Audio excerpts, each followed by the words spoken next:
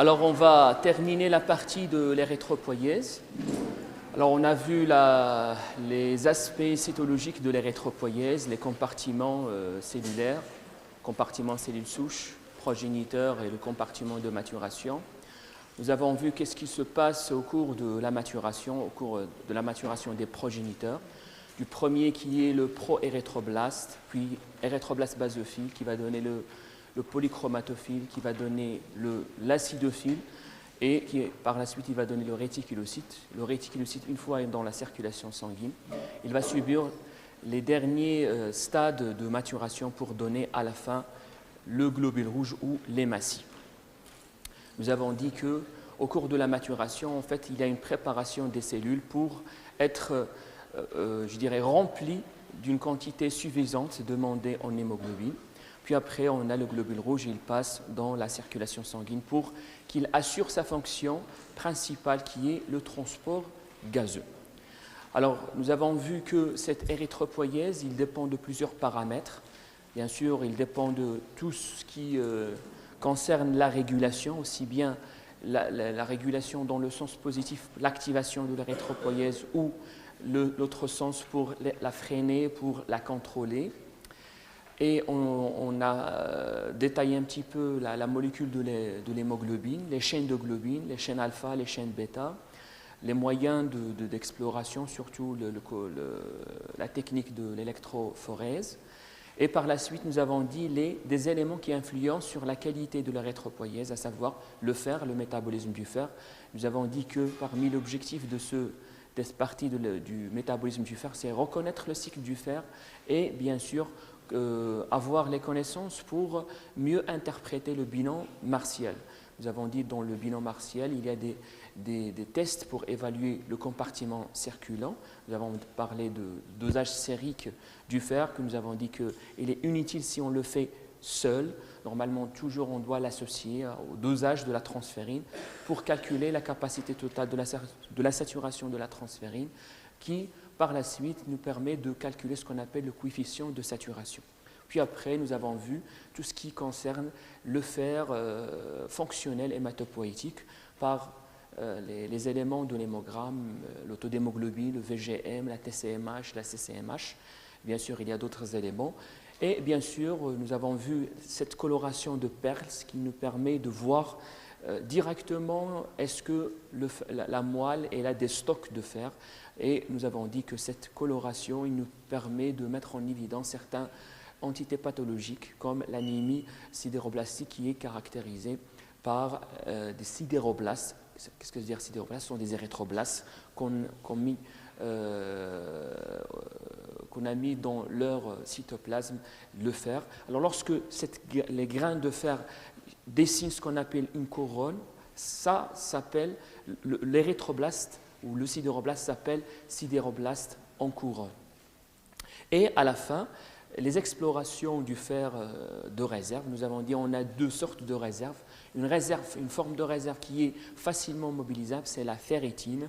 Et on a d'autres, en fait, c'est ce qu'on fait, nous, on fait le dosage de la ferritine sérique qui a une bonne corrélation avec la ferritine intracellulaire. Parce que la ferritine intracellulaire, c'est la protéine dans laquelle on va trouver du fer. C'est-à-dire si on fait le dosage de sa forme sérique dans le sang, c'est-à-dire il donne l'information, est-ce que j'ai beaucoup de fer, j'ai beaucoup de fer, j'ai beaucoup de réserves de fer ou j'ai pas. C'est-à-dire basse, normalement, des taux bas de ferritine veut dire que j'ai pas de réserve. Et ici, entre parenthèses, c'est qu'on va voir ça dans la dernière partie de ce grand chapitre de la cytologie, l'interprétation du bilan martien, c'est que l'interprétation de la valeur de la ferritine dépend du contexte.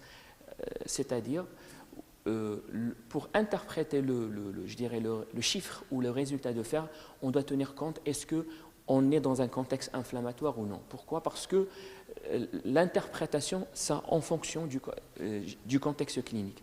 Pourquoi je dis ça? Parfois, on fait le dosage de la ferritine et normalement, on a une carence de fer. Normalement, si je fais le dosage de la ferritine, normalement, théoriquement, je dois l'avoir qui est bas ou il est élevé ou normal.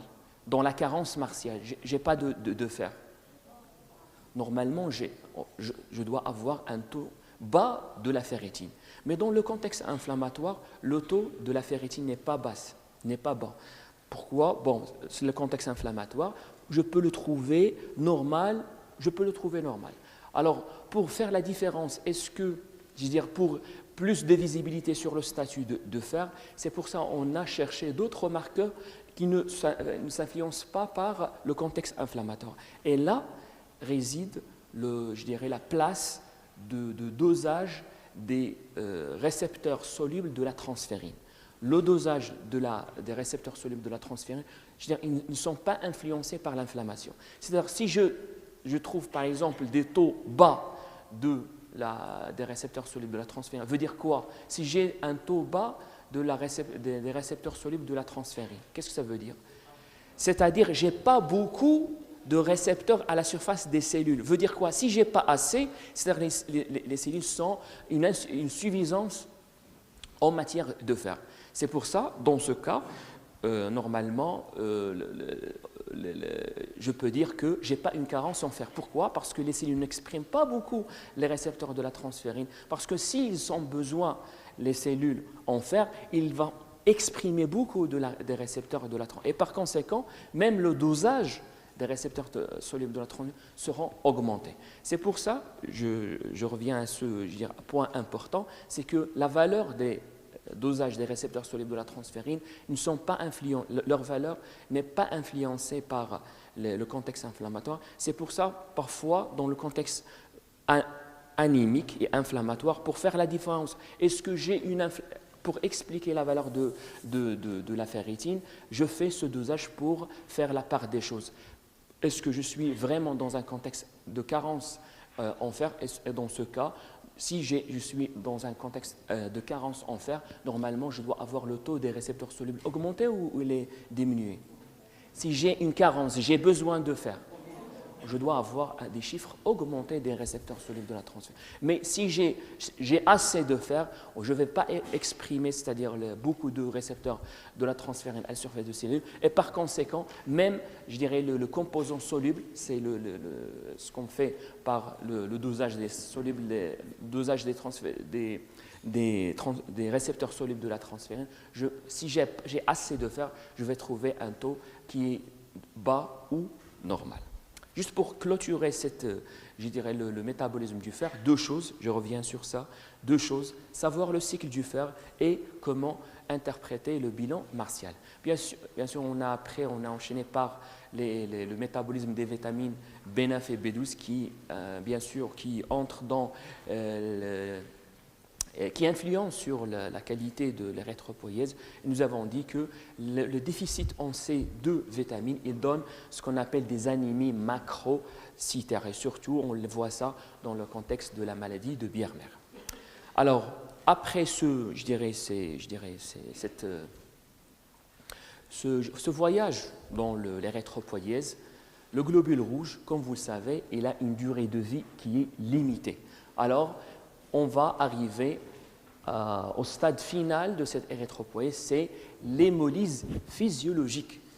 Parce qu'en fait, il y a des pathologies caractérisées par des hémolyses pathologiques. En fait, c'est une sorte d'exagération de l'hémolyse physiologique. Alors, qu'est-ce que ça veut dire l'hémolyse? C'est en fait la dégradation du globule rouge et le recyclage de son contenu. Nous avons dit le globule rouge, c'est une membrane cytoplasmique.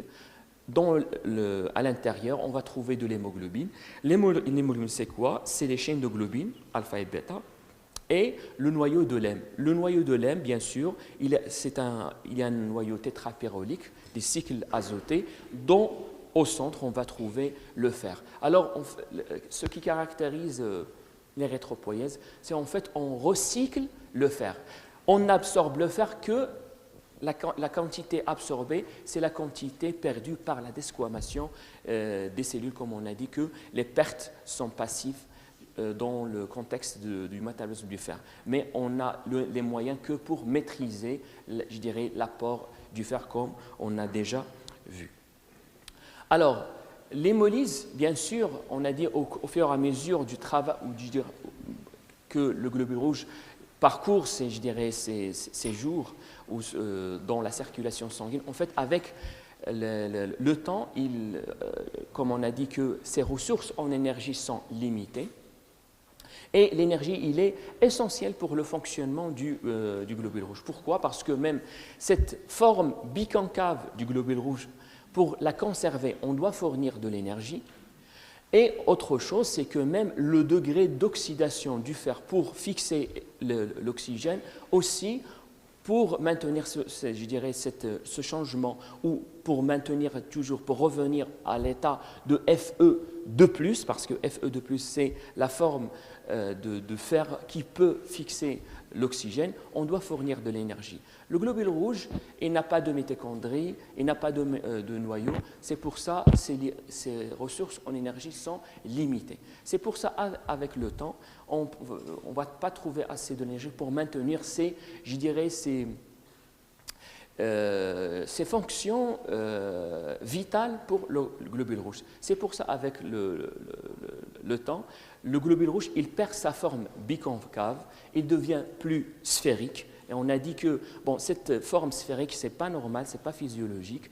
Et cette forme, il va donner, plus de contact avec les tissus et surtout avec le macrophage qui va le repérer et il va le dégrader dans le phénomène de l'hémolyse. Alors, sachez que l'hémolyse, la dégradation du globule, il se fait soit intravasculaire ou intratissulaire. L'hémolyse tissulaire, c'est la forme majoritaire de l'hémolyse physiologique. Et il se passe majoritairement au niveau de la moelle osseuse. Dans la physiologie, dans le contexte normal, l'hémolyse, ça se fait au niveau de la moelle osseuse grâce ou par les cellules macrophagiques. C'est-à-dire, les globules rouges naissent dans la moelle osseuse et ils reviennent à la moelle osseuse pour subir leur enterrement par les macrophages qui vont faire ce qu'on appelle l'hémolyse tissulaire. Mais aussi, on a d'autres hémolyses physiologiques, c'est intravasculaire, c'est mineur, mais quand même, on a presque 10% de l'hémolyse physiologique se passe au niveau des vaisseaux. Alors, comment ça se passe? La dégradation, c'est très simple. La dégradation de la membrane, maintenant le contenu en hémoglobine, on va arracher le fer et comme ça, après, on aura le métabolisme de l'hème. Et bien sûr, vous avez fait le métabolisme de la bilirubine. Très bien, voilà. La bilirubine, c'est le métabolite de l'hème issu de l'hémolyse du métabolisme de l'hémoglobine. En fait, on aura la dégradation de l'hémoglobine en bilirubine qui va être bien sûr acheminée par la circulation sanguine en association avec l'albumine et qui va l'envoyer aux cellules hépatocytes pour subir la conjugaison pour donner ce qu'on appelle le bilirubine conjuguée qui va être déversée dans l'intestin. Et comme ça, on aura un moyen pour dégrader l'hémoglobine. Et bien sûr, le fer de l'hémoglobine sera stocké dans le macrophage qui, en fonction de besoin, il va être recyclé et capté par la transférine pour une nouvelle cycle ou des nouveaux cycles de l'érythropoïèse. Alors, ce que se passe dans l'hémolyse tissulaire, alors pour l'hémolyse intravasculaire, alors on peut, c'est-à-dire après la dégradation des membranes du globule rouge, alors on a l'hémoglobine qui sera libre dans la circulation sanguine. Alors on peut avoir 3 voies pour la dégradation ou 3 acheminements de cette hémoglobine. La première, c'est que dans le sang, on a un transporteur spécifique de l'hémoglobine qui est l'aptoglobine. Ici. C'est l'aptoglobine qui va faire un complexe, puis il va l'acheminer vers le foie chez l'hépatocyte pour, la suite du métabolisme de l'hémoglobine. Mais aussi, comme l'hémoglobine, c'est un assemblage de 4 chaînes de globine, chaque chaîne de globine fixe un noyau de l'hème, alors on peut diviser l'hémoglobine peut se diviser en dimères, c'est-à-dire un assemblage d'une chaîne alpha et d'une chaîne bêta qui vont traverser, qui vont être filtrés par le glomérule rénal. Puis après, on peut avoir soit en fonction de la concentration de cette hémoglobine, c'est-à-dire si on n'arrive pas à un seuil, il peut être réabsorbé par les cellules du tube contourné proximal rénal. Alors, on aura la réabsorption de ce dimère, je dirais, en une grande concentration, c'est-à-dire on va dépasser le seuil des concentrations pour faire une réabsorption. Alors, une certaine partie,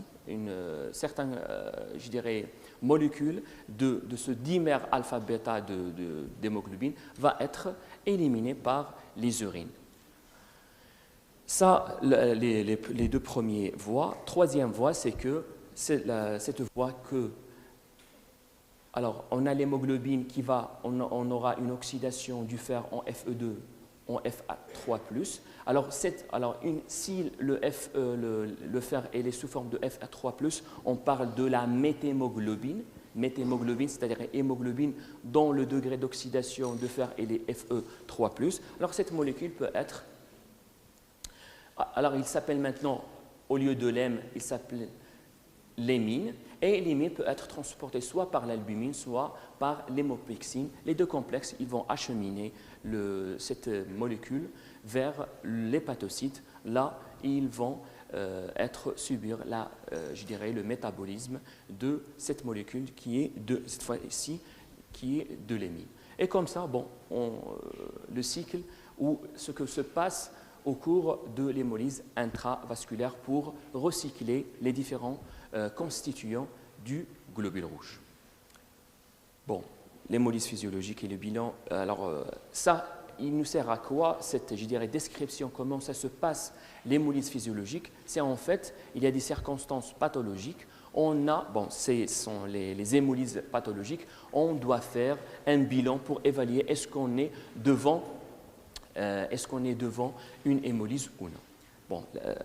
Suivre comment ça se passe l'hémolyse, c'est pour comprendre ou interpréter le bilan d'hémolyse qu'on fait dans des circonstances où on suspecte qu'on a surtout les circonstances, est-ce qu'on a une anémie hémolytique. Alors pour illustrer ça, je vous présente un cas clinique d'une jeune femme de 22 ans, consulte son gynécologue pour un retard de règles de 2 mois. Il est en bon état général et il n'exprime aucun plainte fonctionnelle qu'une asthénie modérée. Il ne prend aucun traitement. Le médecin gynécologue confirme la grossesse. Bien sûr, il confirme la grossesse. Alors, quand même, il fait l'examen clinique. Qu'est-ce qu'il trouve? Il trouve un subictère conjonctival et dans l'interrogatoire, la patiente rapporte la notion des urines foncées. Alors, quelles sont les urines foncées? Surtout, les patients rapportent qu'ils ont la couleur, retenez ça, alors ils ont foncé surtout la couleur de Coca-Cola. Alors, ça veut dire, comme quoi il y a des hématies de l'hémoglobine dans les urines. Et il rapporte aussi dans l'interrogatoire qu'elle a une tante maternelle ayant été splénectomisée pour une anémie. Il rapporte qu'une tante dans la famille qu'on a enlevé sa rate dans un contexte d'une anémie. Alors, le médecin prescrit un hémogramme. Et s'il vous plaît, si je vous pose la question, interprétez les résultats de l'hémogramme. Qu'est-ce qu'on a dit? Qu'est-ce que ça veut dire un hémogramme? C'est-à-dire, vous devez interpréter tout ce qui est quantitatif. Et si on a des données qualitatives, vous devez l'interpréter, n'est-ce pas? Si on vous demande par exemple présence de schizocytes parce que c'est en rapport avec le frottis sanguin, avec la qualité des cellules sanguines. Alors qu'est-ce qu'il donne comme chiffre, comme résultat? Des taux de globules blancs 13 300 gigas par litre. Alors giga veut dire 10 à la puissance 9. C'est pas G en majuscule ici, c'est pas gramme. G veut dire 10 à la puissance 9, comme on a dit téra, T en majuscule, 10 à la puissance 12. Alors ici, je peux exprimer le chiffre des globules rouges soit par mètre cube ou ou millimètre cube, c'est la même chose, ou par litre. Alors, si les chiffres sont donnés par litre, normalement, je vais l'exprimer par giga par litre. C'est-à-dire, au lieu de dire, bon, c'est pas combien de milliards par litre, alors l'abréviation de 10 à la puissance 9, c'est giga. C'est 13, c'est comme ça. C'est 13,3 gigas par litre. Ça veut dire 13 300 globules blancs par millimètre cube ou microlitre. Alors, ici, on a quand même une leucocytose, une augmentation des blancs, parce que le chiffre va varier entre 4000 et 10 000, soit 4 ou 10 gigas par litre.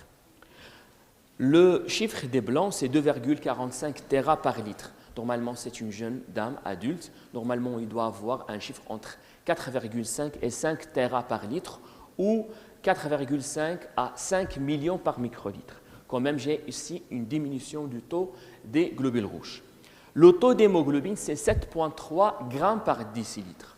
Normalement, c'est une anémie. Pourquoi? Parce qu'il doit avoir un chiffre supérieur à 12 grammes par litre. Je vais spécifier cette anémie par les indices érythrocytaires qui sont le VGM, la TCMH et la CCMH. Le VGM, c'est 86 femtolitres. C'est une valeur qui est normale, parce que la valeur normale, c'est entre 80 et 98 femtolitres. Alors, c'est une anémie. Très bien, c'est une anémie normocytaire, de volume normal. La TCMH, la teneur corpusculaire moyenne en hémoglobine, c'est 29,8 picogrammes. C'est une valeur normale. Pourquoi? Parce qu'on doit avoir un chiffre entre 27 et 32. Alors, c'est une anémie normocytaire, normochrome. Très bien. CCMH, 36 grammes par décilitre ou pourcent, c'est la même chose comme on a expliqué. Et les chiffres normalement doivent être entre 32 et 36% ou 32-36 grammes par décilitre. C'est une valeur normale, c'est une normochromie. Alors, à ce niveau-là, si j'ajoute le taux des réticulocytes qui est à 390 gigas par litre, alors ce chiffre indique que c'est une anémie normochrome, normocytaire régénérative. Pourquoi régénérative? Parce qu'il est supérieur à 120 gigas par litre ou 120 000 par microlitre. Alors ici, l'hémogramme me donne l'indication suivante, une hyperleucocytose et une anémie normochrome normocytaire régénérative. Les plaquettes, chiffre 293 gigas par litre, c'est une valeur normale. Alors, ça, les chiffres, qu'est-ce qu'il donne le frottis sanguin? Le frottis sanguin, il met en évidence ce qu'on appelle des sphérocytes. Regardez s'il vous plaît ici. On a dit que l'aspect normal d'un globule rouge, c'est en fait toujours on a une zone claire au centre. Pourquoi zone claire au centre? Parce que c'est biconcave, normalement, c'est-à-dire au centre on a un amincissement du volume du globule rouge. Mais ici, on a un centre qui est foncé et ça correspond à ce qu'on appelle un sphérocyte. Et le sphérocyte, c'est-à-dire les globules rouges, sont sous forme d'un ballon. Alors, et la présence d'une façon très significative. Alors ça, regardez s'il vous plaît, ici, c'est un sphérocyte, sphérocyte, sphérocyte. Tout ça sont des sphérocytes. Bon, ça, ces taches-là sont des plaquettes. Alors, dans ce cas, j'ai complété mon bilan par ce qu'on appelle le bilan d'hémolyse. Alors, qu'est-ce que j'ai comme élément dans ce bilan? On a le LDH. LDH sont augmentés. Et les LDH sont augmentés, ils donnent une idée sur la lyse cellulaire. En fait, en majorité, c'est la lyse cellulaire. Deuxième chose, le dosage de l'aptoglobine. Alors, quel est le rôle de l'aptoglobine? C'est le transport de l'hémoglobine. Lorsque je fais le dosage, il est effondré. Qu'est-ce que ça veut dire? Que l'aptoglobine, elle est engagée dans d'autres choses. En fait, ce n'est pas d'autre chose. Elle est liée avec les molécules de l'hémoglobine. Alors ici, à ce niveau-là, je peux dire que j'ai une libération de de l'hémoglobine dans le sang et cette hémoglobine, comme on a dit, il sera fixé par son transporteur qui est l'aptoglobine. Effondré veut dire que la grande quantité de l'aptoglobine elle est engagée avec les molécules de l'héptoglobine qui sont déversées suite à la lyse des globules rouges. Autre chose, c'est que la bilirubine libre elle est augmentée. Alors, la bilirubine elle est augmentée veut dire que j'ai beaucoup de métabolisme de l'hémoglobine parce que la bilirubine, il reflète le métabolisme, il reflète la quantité qui existe de l'hémoglobine. Aussi, parce qu'en fait, ici, on a tous les signes de l'hémolyse. Alors parfois, une fois on a repéré, on a, je dirais, cadré ce contexte, je dirais, de l'anémie, c'est de l'hémolyse, alors normalement on doit dire par quel mécanisme, quelle est l'étiologie de cette hémolyse. Quelle est l'étiologie de cette hémolyse? Alors, parmi les étiologies, on a tout ce qui est auto-immun. C'est-à-dire, on a beaucoup de causes pour avoir l'hémolyse. Et mettez ça dans votre tête, où en fait, il y a une sorte d'organisation ou un arbre décisionnel pour spécifier ou pour trouver l'étiologie. Alors, on a les causes extracorpusculaires, c'est-à-dire de l'extérieur du globule rouge, et on a des causes corpusculaires, c'est-à-dire des problèmes intérieurs du globule rouge pour expliquer l'hémolyse. Alors, je commence par corpusculaire parce que c'est facile. Qu'est-ce qu'on a des globules rouges? C'est la membrane cytoplasmique. Alors, membrane cytoplasmique, on a les constituants des membranes cytoplasmiques et aussi on a tout ce qui est les membranes. Aussi, l'intérieur, on a l'hémoglobine, c'est-à-dire est-ce qu'on a un problème au niveau de l'hémoglobine, soit un problème quantitatif ou qualitatif de l'hémoglobine, soit un problème enzymatique érythrocytaire. C'est trois choses pour spécifier l'hémolyse. Si on veut, je dirais, repérer quel problème au niveau du globule rouge, soit la membrane, soit les enzymes, soit l'hémoglobine. On ne va pas sortir de ces trois éléments. Mais les choses extérieures, il existe beaucoup. Parmi, je dirais, les causes, on a des causes immunologiques. Alors, le test de Coombs, c'est très simple. Bon, c'est un test, c'est un examen qu'on va chercher. On va voir le test de Coombs lorsqu'on va aborder l'immunohématologie. Alors, le test de Coombs, il permet de révéler des anticorps.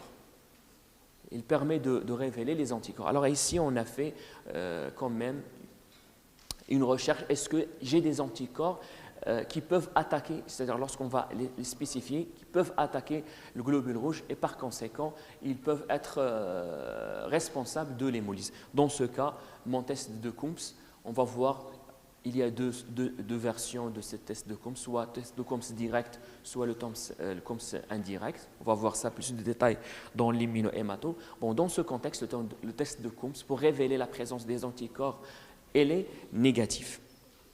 La ferritine aussi, elle est augmentée sans syndrome inflammatoire. Alors, bien sûr, ce bilan, et même ici, je dirais le mot-clé dans le diagnostic, c'est le frottis sanguin, c'est la présence de sphérocytes. Alors lorsqu'on a le sphérocyte, c'est-à-dire on a un problème au niveau de la membrane cytoplasmique du globule rouge. Alors après, bien sûr, étude, on a identifié le problème de cette patient, c'est qu'on a un problème au niveau de la protéine lanquérine.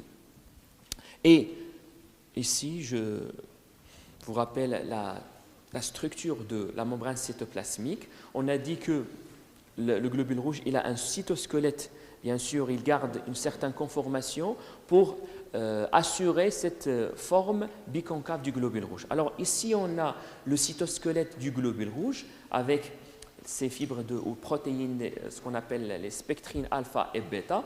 Et ces fibres sont collées, sont rattachées à la membrane cytoplasmique au niveau de cette protéine, on appelle ça bond 3, la protéine 3, par une molécule qui s'appelle lanquérine. Alors la perte ou le déficit en cette protéine, bien sûr, elle a une conséquence sur la forme et par conséquent, l'aspect du globule rouge, il devient sous forme d'un globe, sous forme d'un sphérocyte. Alors, ça, c'est ce qu'on appelle la maladie, la sphérocytose héréditaire, ou il s'appelle aussi la maladie de Minkowski-Shofar. Le Minkowski-Shofar ou la sphérocytose héréditaire, c'est une anémie hémolytique constitutionnelle. Alors, chez ces patients, soit ils ont un problème au niveau de... ici, les problèmes, c'est qu'on a un déficit en certains constituants de la membrane cytoplasmique. Surtout ici, on a révélé le déficit quantitatif en ces protéines qui sont l'ankyrin. Bon, on a fait le diagnostic d'une sphérocytose héréditaire chez cette femme, mais quand même, bonne chance pour elle, sa grossesse a été bien suivie et il a accouché un joli garçon pour donner une jolie, je dirais, un bon souvenir pour cette dame.